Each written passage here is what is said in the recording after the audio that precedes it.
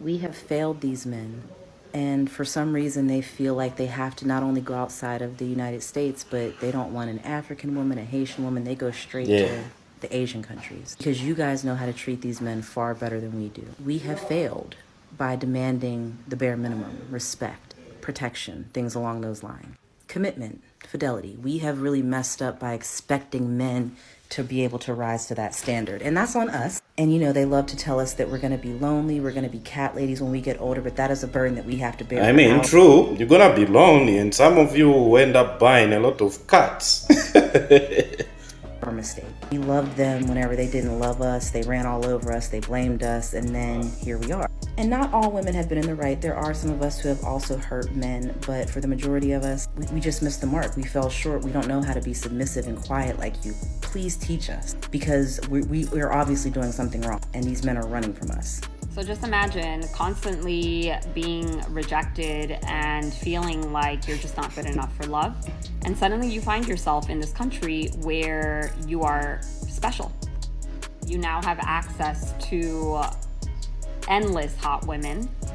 And when you date them, they admire you and they make you feel masculine. Just to correct her, like, not all of them have been rejected. Some, they're at a point where they've been able to get women. Now they're at this point where they don't wanna, like they only want to be married once. They want somebody that they'll be able to stay with for a long time. And they've seen that some of the people they've been with, they can't stay with them for a longest period of time. My last relationship, we broke up because he asked me to marry him, but then he asked me to sign a prenuptial agreement, and I said absolutely not. I think that's bogus. I'm not going to sign a piece of paper that says that if you leave me, I get nothing. Like, no, I think that I should have half of everything that you've worked your entire life for. Come again? You mean to say you want everything I've worked for? No, honey. No, honey. Be a passport bro. Passport bro. That's some suspect shit to passport bro. Go do that. Every man or every person in life should travel, right? You all should travel. Everybody should. If you find a wife overseas, bro, that's good. That's good. But when y'all start making videos and podcasts saying that the women over here are just so trash.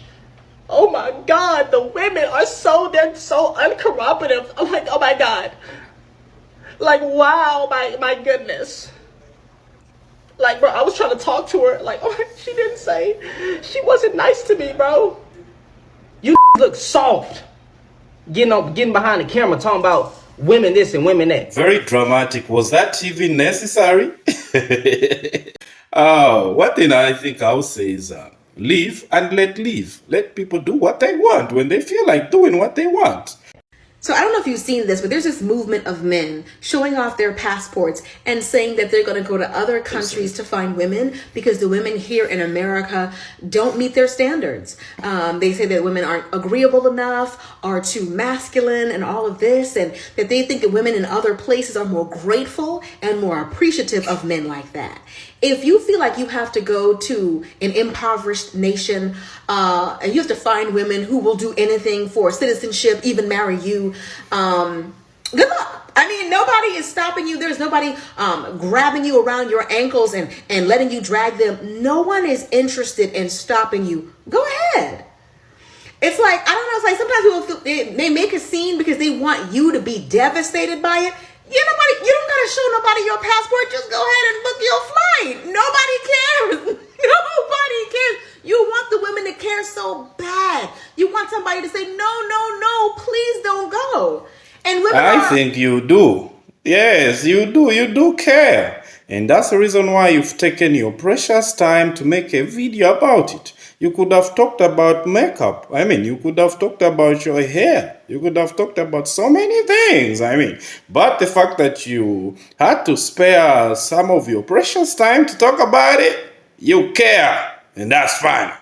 They're too busy on vacation. They're too busy in their high rises. They're too busy dating other men of other nationalities themselves. They're too busy. It's a lie.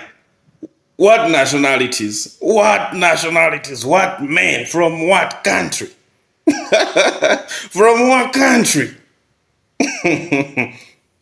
enjoying their single life. Nobody has noticed. You're kicking and screaming, hoping to get somebody's attention, and you're not getting it. You don't have to show anybody your passport. If you want to go get somebody who will do anything for citizenship, even marrying you, go ahead and get her, sir. When they say, who built your house? Who built your car? Man. Like it's a flex. Yeah, I don't know. Just because you are in that men dominate industries that they historically excluded women from is not the flex you think it is, especially when we get to see the handiwork of said men. So I'm in this hotel, and I mean, we definitely have an example of male workmanship. First, we have this shelf, definitely put together by a man. This man did not know what a level is. Someone hired this man to put in a shelf. Did he use a level? No, he didn't. Did he actually center the mirror with the light? Of course not. Men. Am I right? Oh man, the only thing I'll say, what you pay for is what you get. So if you are so cheap, you went to some cheaper place, I mean, you get that. Because even the person that paid somebody to do that kind of work was so cheap. I mean, so you can go around and saying, okay, all these flaws, and yes, those things will be there. That depends on the price you're paying for something. You pay somebody... She's a man hater, this one, guys. So yeah, definitely male handiwork here.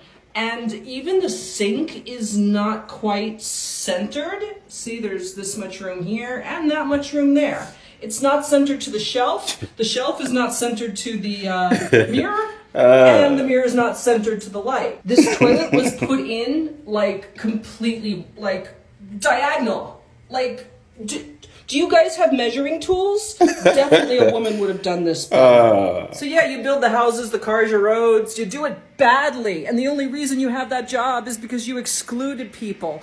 See, the thing is, when the playing field is even, women are clearly superior.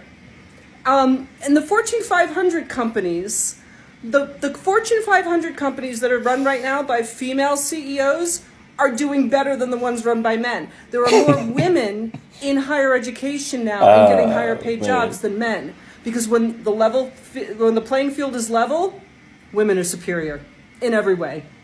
Have you guys ever heard of a married single mom? Talk about a topic that'll get you really riled up if you're anything like me. I've never heard that term used before. I'll tell you what it is. Oh man, it's my first time married single mom.